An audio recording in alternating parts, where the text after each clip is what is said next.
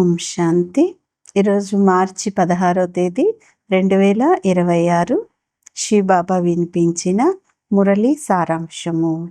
మధురమైన పిల్లలు, సద్గతి కొరకు అన్నింటికంటే భిన్నమైన మతం మీకు లభించింది. దేహ ధర్మాలన్నింటినీ త్యజించి అంటే వదిలేసి ఆత్మాభిమానులుగా అవ్వండి. నన్ను ఒక్కరినే స్మృతి చేయండి అంటున్నారు బాబా. ఇదే సద్గతిని పొందేదానికి అన్నింటికంటే భిన్నమైన మతం. ప్రశ్న: పరమాత్మ నామరూపాల నుంచి భిన్నంగా ఉన్నారని చెప్పేవారిని మీరు ఏ ప్రశ్న అడగవచ్చు? సమాధానం: గీతలో అర్జునుడికి అఖండ జ్యోతి స్వరూపము సాక్షాత్కారమైనప్పుడు అతడు చాలు, ఇక చాలించండి, నేను సహించలేను అని అన్నాడని అంటారు కదా. మరి నామరూపాలకి అతీతుడని ఎలా అంటున్నారు అని వారిని ప్రశ్నించండి. బాబా చెప్తారు, నేను మీకు తండ్రిని. తండ్రి రూపాన్ని చూసి పిల్లలు సంతోషిస్తారు, కానీ సహనం చేయలేను అని ఎలా అనగలరు? ఈరోజు పాట: మీ ద్వారంలో నిల్చొని ఉన్నాను. మంచిది.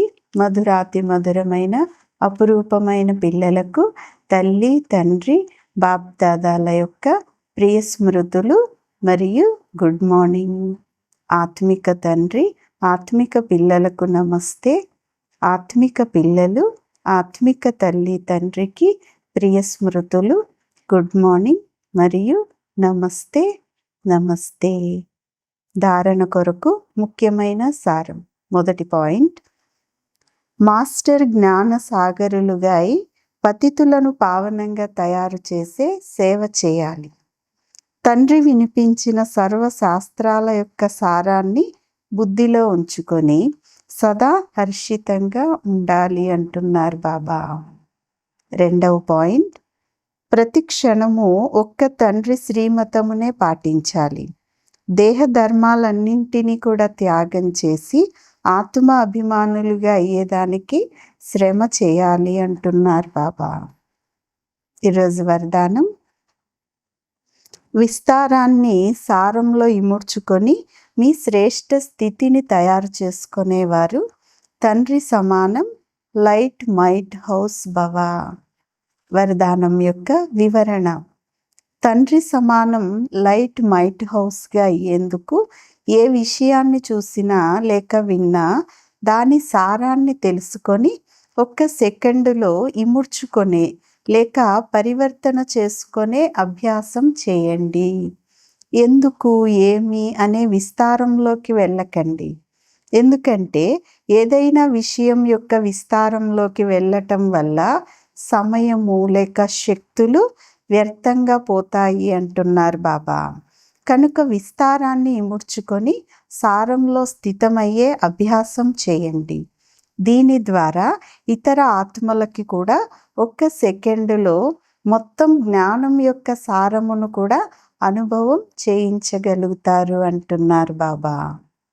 స్లోగన్: తమ వృత్తిని శక్తిశాలిగా చేసుకుంటే సేవలో స్వతహాగానే వృద్ధి జరుగుతుంది.